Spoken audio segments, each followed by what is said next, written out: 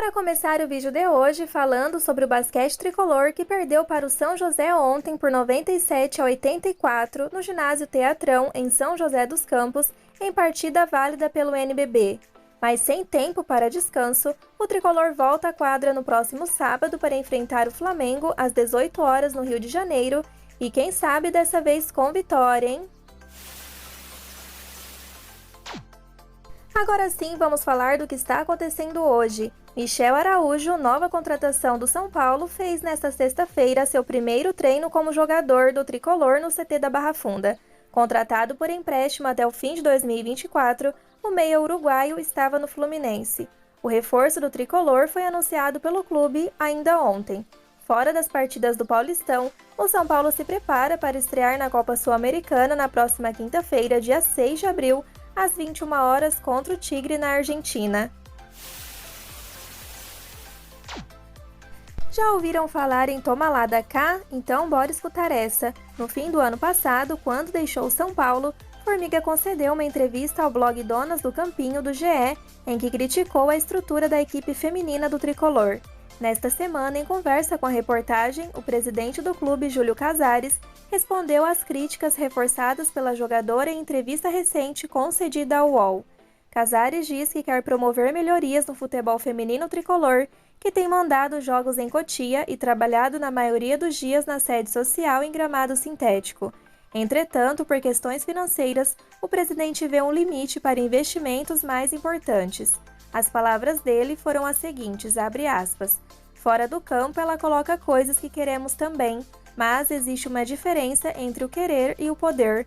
O futebol feminino tem base, tem um time profissional, mas dentro das nossas limitações orçamentárias. O São Paulo tem um time de basquete que foi vice-campeão do mundo, também dentro das limitações orçamentárias. Então, São Paulo faz o que é possível fazer. Gostaria muito de fazer muito mais pelo futebol feminino, mas a gente faz o que é possível com o tamanho de dívida e de coisas que assumimos. Temos que priorizar todas as modalidades dentro de uma regra. Se o futebol feminino hoje tem essas deficiências, eu quero avançar no sentido que a gente possa melhorar essa condição, fecha aspas. Sobre diretamente as críticas públicas de Formiga, que não faz mais parte do futebol feminino tricolor, Casares disse que vê com bons olhos as declarações. O dirigente, inclusive, direciona alguns pontos de necessidade de melhoria no futebol feminino são paulino.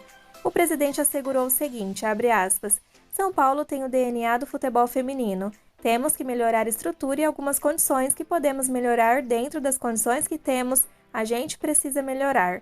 O futebol feminino faz parte do guarda-chuva da integração do futebol de base com o profissional. Então nós vamos estabelecer melhorias e um orçamento difícil, fecha aspas. Ainda continuou dizendo, não dá para trazer uma jogadora que está no Corinthians ou no Flamengo. Vamos trabalhar dentro das condições que o orçamento nos reserva. Quando a Formiga veio, esperávamos ter condições de ganhar títulos, mas não foi possível. Todas as observações feitas, ainda mais por quem jogou no grau de competitividade dela, são sempre bem-vindas.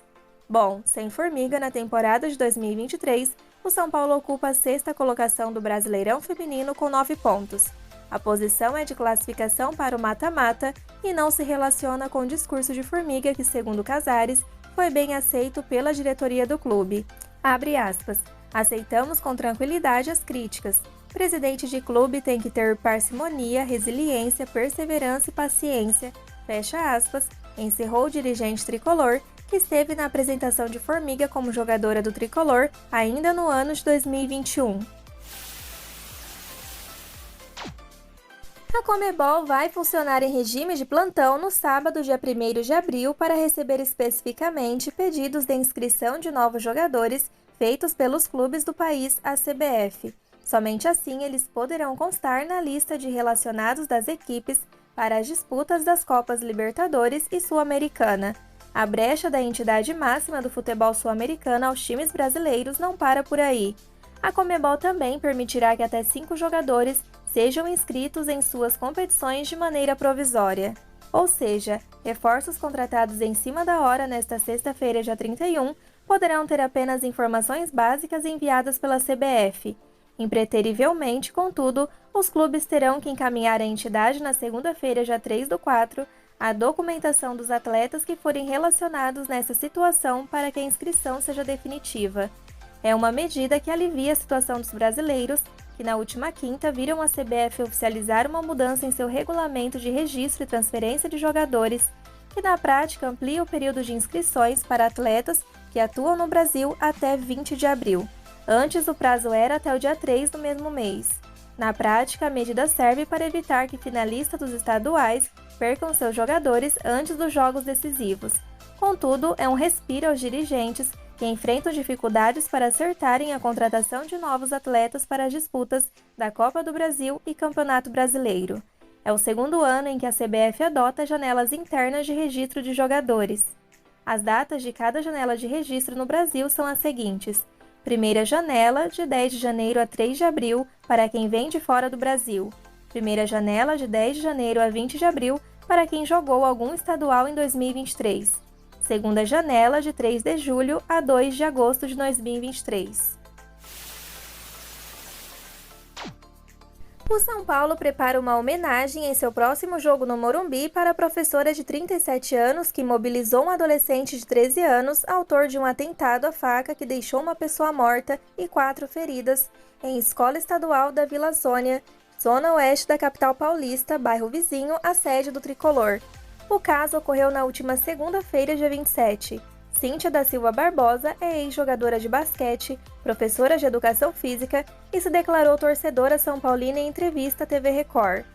Câmeras de segurança da escola registraram o momento em que Cíntia entra na sala de aula e consegue imobilizar o estudante. As imagens mostram quando ela força o braço do jovem para baixo e agarra o seu pescoço, dando o golpe conhecido como mata-leão, técnica utilizada em modalidades como judô e jiu-jitsu. Na sequência, outra professora conseguiu retirar a faca das mãos do garoto e também removeu a máscara dele. Antes disso, o jovem havia esfaqueado pelas costas a também professora Elizabeth Tenreiro, 71 anos, que não resistiu aos ferimentos e morreu horas depois. Ele foi apreendido e encaminhado para uma unidade da Fundação Casa. A ação de Cíntia foi chamada de ato heróico pelo secretário de Estado da Segurança Pública paulista, Guilherme Derrite, que esteve no local após o atentado. A homenagem São Paulina está sendo organizada pelo departamento feminino do clube. Cíntia deverá ser levada ao gramado do Morumbi antes do duelo ante o Ituano, marcado para a semana do dia 12 de abril, pelo jogo de ida da terceira fase da Copa do Brasil. Também está previsto um minuto de silêncio em memória de Elizabeth. Pela terceira rodada da Copa Bull, os times sub-14 e sub-16 somaram mais 2 vitórias e seguem invictos na competição.